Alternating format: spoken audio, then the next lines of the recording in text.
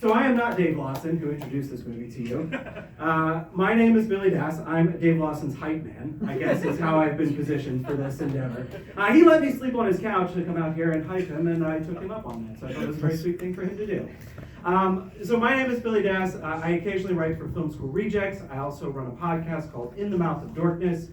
We are dorks about movies, and we embrace that. And as dorks about movies, I want to echo Dave's introduction and say thank you so much for coming out to support independent cinema. Because without people like you coming in and buying tickets to these movies, we can't get them made. And so it's a wonderful thing that you did tonight, and sincerely thank you very much. And you got a hell of a movie for your price. So that's awesome. But in the course of running the podcast, I have a chance to interview filmmakers, and from time to time I do make friends. And Dave Lawson, I regret to say, is one of them. As sweet as he is, he's a handful. So I'm going to bring him on down, and then some stuff is going to happen, and I'm going to try and run herd on this Q&A, but it's going to go places, so stick around. Dave, come on down. Hey guys!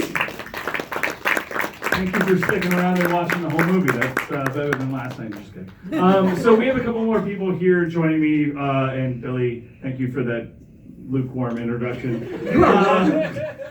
I love you, buddy. So I'm going to bring up Brea Grant because, frankly, she deserves the biggest round of applause for a 14-minute fucking runner. Did anybody notice that was a runner? Literal fucking acting masterpiece. But no. Like, I'm not an actor, so I can say it. It's brilliant. Thanks, man. Yeah, no problem. Also, I have two other people here with me. They're partners at Rustic Films. Also, insanely talented directors in their own right, and insanely talented actors in their own right. One of them in this movie, Justin Benson and Aaron Moorhead. Come on up. Justin's got a shirt on that has sports on it, and Aaron just saw cats. So if you're looking at his eyes and trying to figure out what he's got going on, don't watch Cats. Don't watch Cats. I'm not okay. Well, but hey, let's get Justin's take on it if we're going to get into it, because we're going to start the Q&A for Cats. All right. So what I haven't seen it yet. Questions about cats. Yeah. All right. No, let's keep the Q&A on after midnight. I'm already failing it right. Sure, why not? Let's talk about a little bit about location hunting. Where did you guys shoot this movie at? So this movie was shot in Leesburg, Florida. Florida. Who has been to Leesburg, Florida? Yep, that's what I thought. Your hand right there, just so you Wait, did somebody raise their? I can't see shit. If you've been to Leesburg, Florida, I'm really sorry. The only place with vegetables is the Walmart. You literally don't Do anything. It's not plugged in. We were at a bar before this.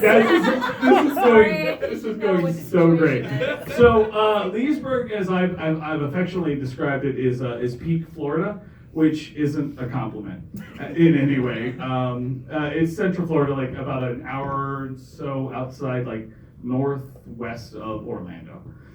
It's so Florida that when we walk anywhere, people are like, "Where are y'all from?"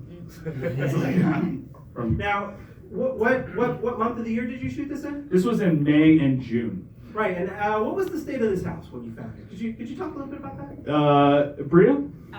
Sure. Get the one with the cord plugged in. Well, I watched the movie again last night, and the whole time I was like, can you tell that house doesn't have electricity or running water? And you cannot. No, air conditioning, none of it. Impressive to the filmmakers who were, where are you? And It's Jeremy not and impressive to Christian. me at all. But yeah, it was hot as balls there for sure. And this is not a joke. There were literally snakes in the ceiling of this house. We've told this story many times. People don't believe it. Snakes fell from the ceiling at one point. Yeah, while we were shooting. Yeah, It we kept literally- shooting. Hold on, while they were mating. Yeah, they were. Brea thinks they were fighting. I don't understand that. They weren't fighting, guys. I've watched enough Planet. What planet are we on? Earth? The planet Earth. To know they weren't fighting. It was very hot, that's all. It was hot. Snake boning was hot to you? Yeah. Brea likes snake boning. We're one of the only girls on set, you can tell right now. This abuse. I'm so sorry. You're doing great, Billy. No, I think that this is going well, and if you're enjoying it, I'm taking all the credit What for it. If questions you're do you not, have about cats? Yeah, right. More about cats. No, I actually really would like to talk a little bit about the 14-minute scene. In all seriousness, that was my favorite piece of acting that I saw last year. I think After Midnight as a film is like an exploration of a lonely man, and when we are lost and we are by ourselves, it's extremely easy to tell ourselves lies about what it is that we think and the situation that we find ourselves in. And that scene elevates After Midnight from something that is a simpler explanation of that to something that holds Hank accountable as a character.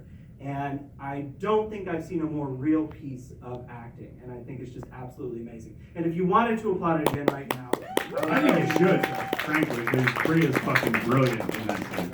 But So is Jeremy, by the way. Well, and I think Jeremy and Brea are brilliant together, but I guess what I'm a little bit curious about is, what does it look like to get set as an actor for like a 14-minute single take? How do you prepare for that? Is it different? That's a great question. No, it's not. I mean, in theory, you should be able to do that every time. Anyone who's worked with me as an actor is going to be like, she can't. Because, I'm actually not great at memorization.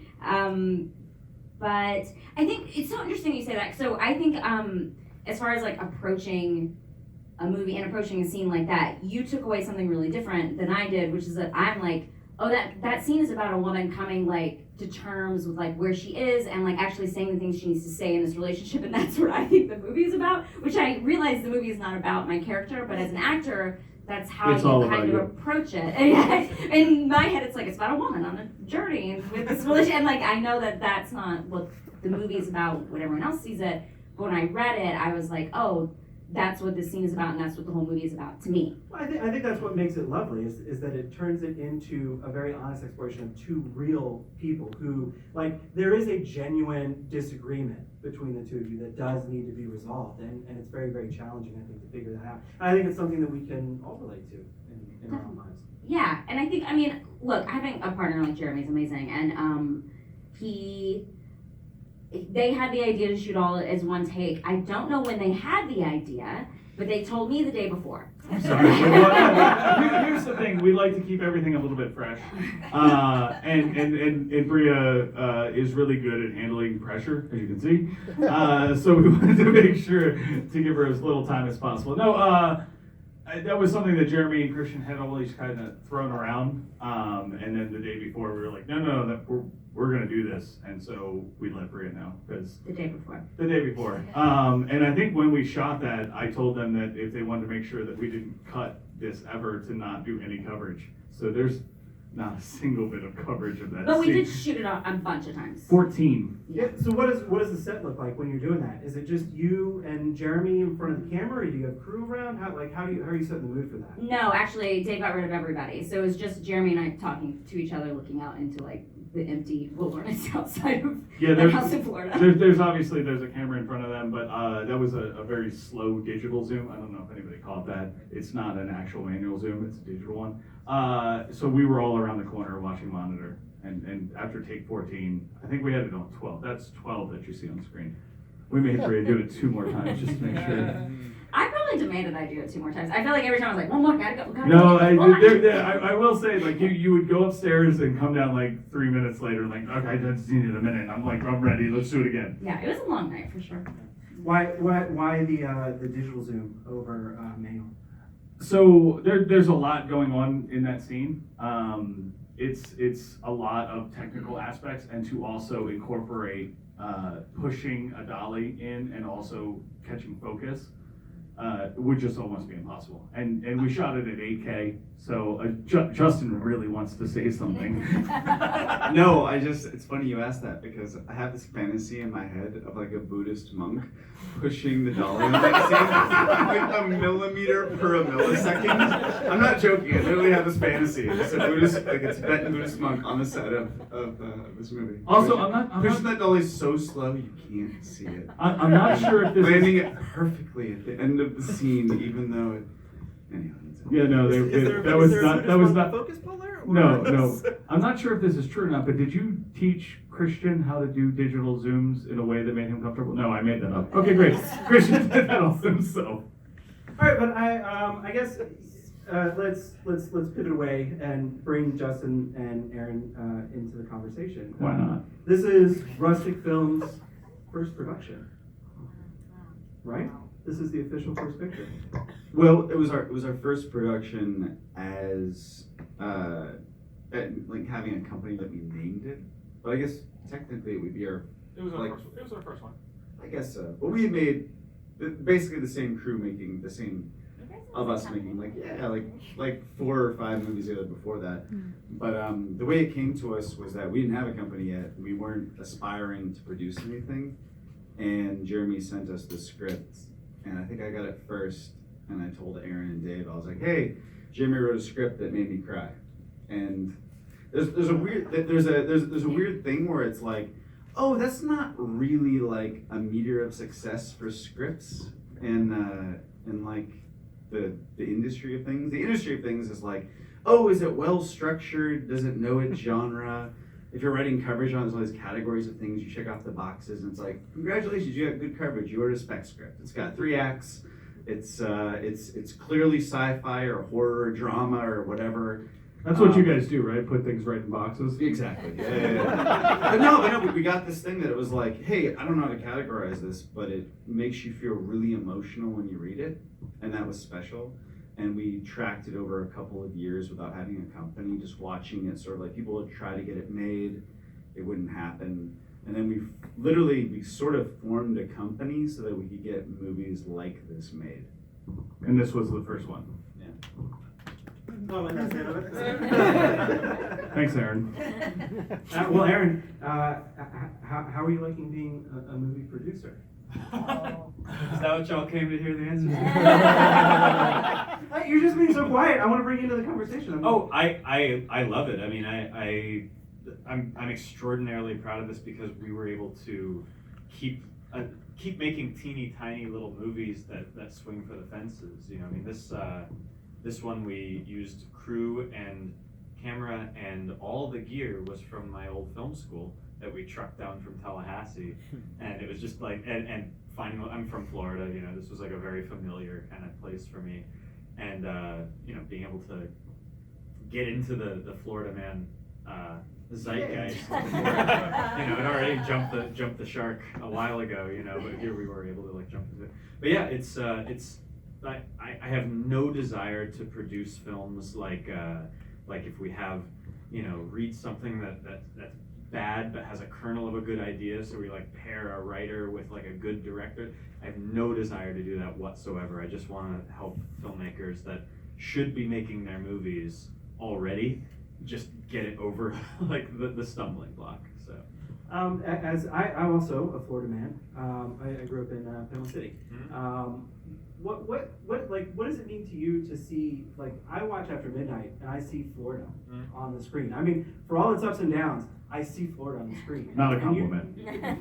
Say that if you will, but you I don't will. often see Florida. well, actually, I think it was Jeremy's idea, but because they live in Central Florida, but it was originally written for upstate New York, and when we originally sat down, it was a long time ago, where we just actually sat down with the producers at the time and tried to help them get it made, and we weren't producing movies, we just wanted our friend's movie to get made because it was so good, and one of the things about it was that it took place in upstate New York, and we were talking to him, just like, upstate New York kind of looks like all the other forests in all the other movies, and you have your backyard. And I remember when I was a kid making movies in Florida, all I would ever want to do is try to make it not look like Florida. I wanted to look like Endor or, you know, like Italy or something like that. And I didn't realize how cool is not the word, how unique Florida and Jeremy and Christian had the vision to know, like, oh, there's only a few horror movies set in Florida and nothing that looks like this. So it makes the movie have its own. I mean, can you imagine if that just took place like, oh, a house in the woods, just a house in the woods, you know, like it would have been a totally different movie. And actually, even the monster. Sorry, I'm gonna keep going. Apparently, keep going. Microphone. But the monster. I remember when we were designing it, one of the ideas they had was to give it this large frill, and they really liked finding the word frill. But it looks like a palmetto frond, which is very, very Floridian, and it was this idea to have it camouflage in with the Floridian wilderness that it couldn't really exist I somewhere love else. it. Yeah. So, Justin, you are a gorgeous human being. You are phenomenally Arguable. talented. You are a gifted writer. Everything that you do, I truly, truly love from the bottom of my heart. Can you walk me through the process for getting your accent for this movie? Yeah, what the fuck was that?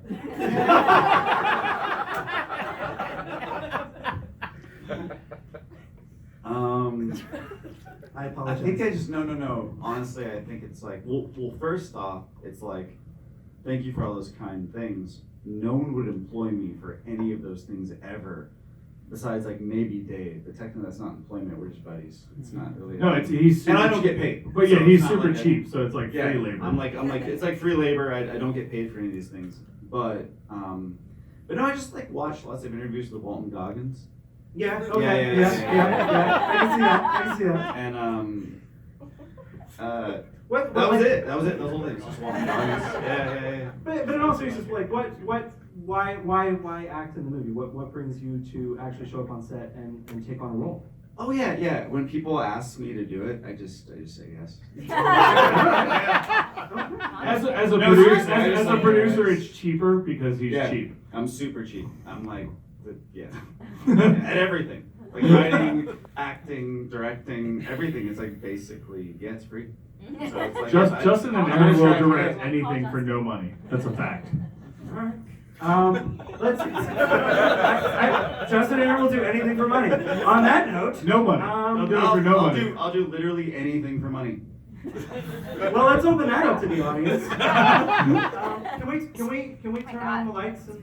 No, it's more fun this way where we can not call him anyone except Let's for see. If I shield my eyes like that. Oh, hey, look, there's Holy everybody. shit, there's people. Hang on. Can I call on someone that hasn't raised their hand yet? You who have been to Leesburg. Yo. You've been to your questions? Leesburg? Yeah. Yeah. Are Why? you in the movie? I was going, this is before I moved to Philadelphia. I was going to check out UCF for film school and had a friend who was just driving me around all the parts outside of Orlando. Did you go to Wolfie's Diner and get their ham steak? No, You should've.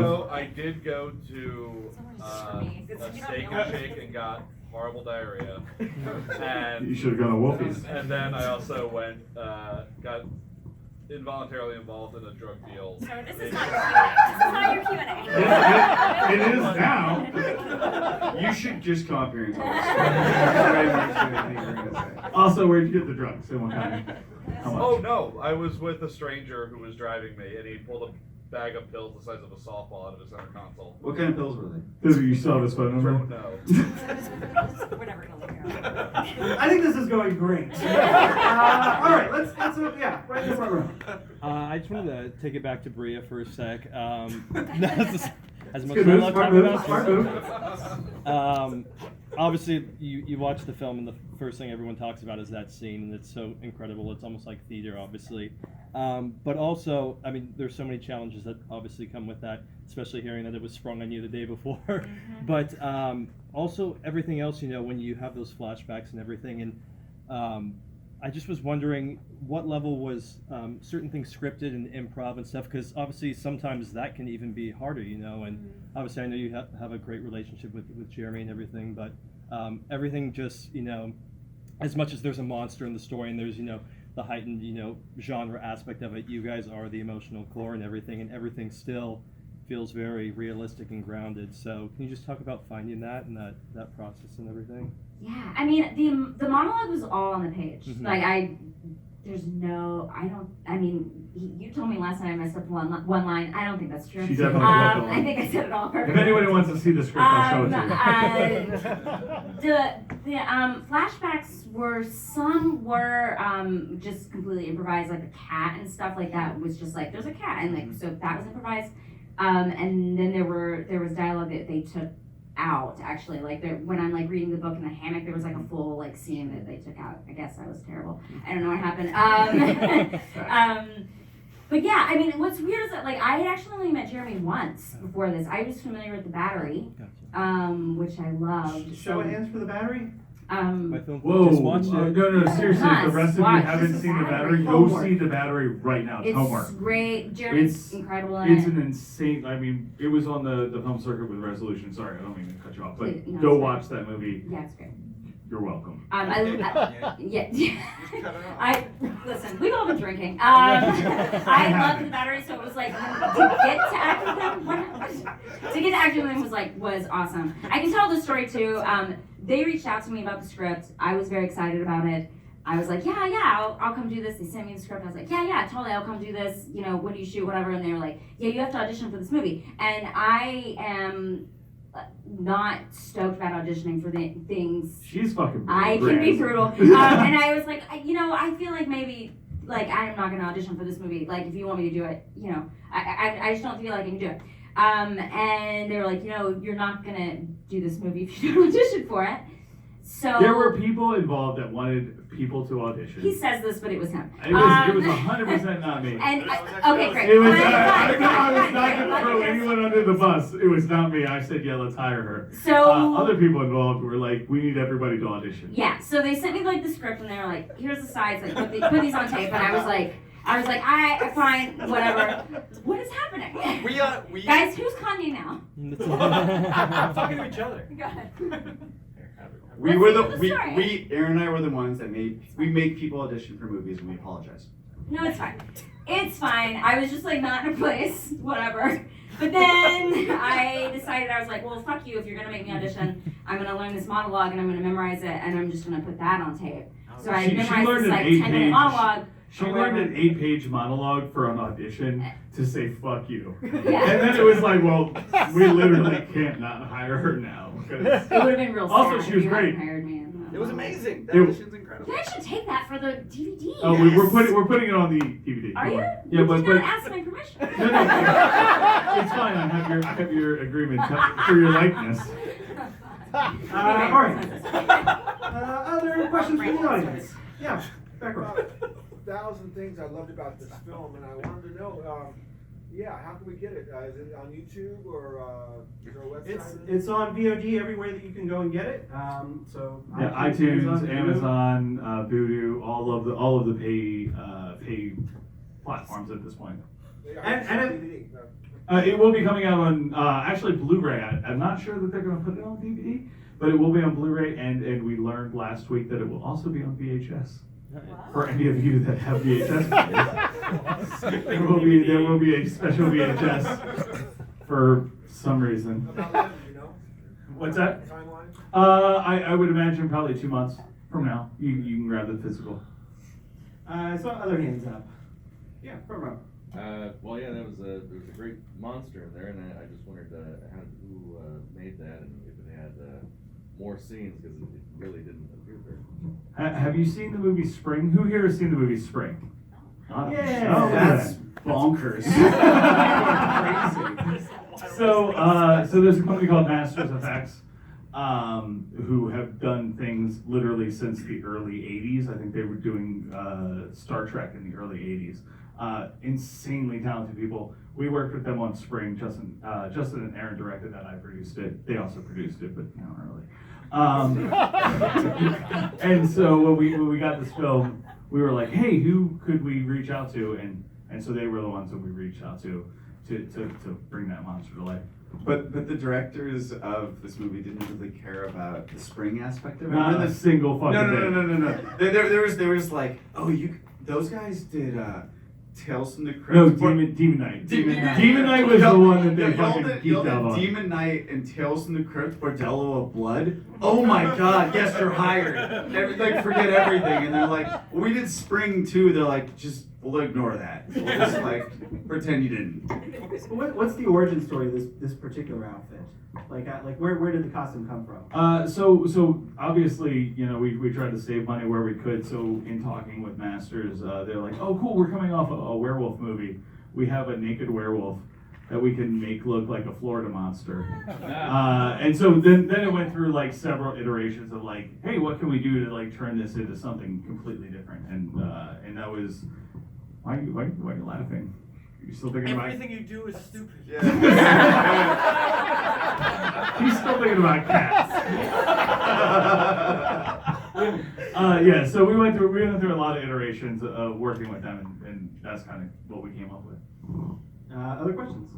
Yeah.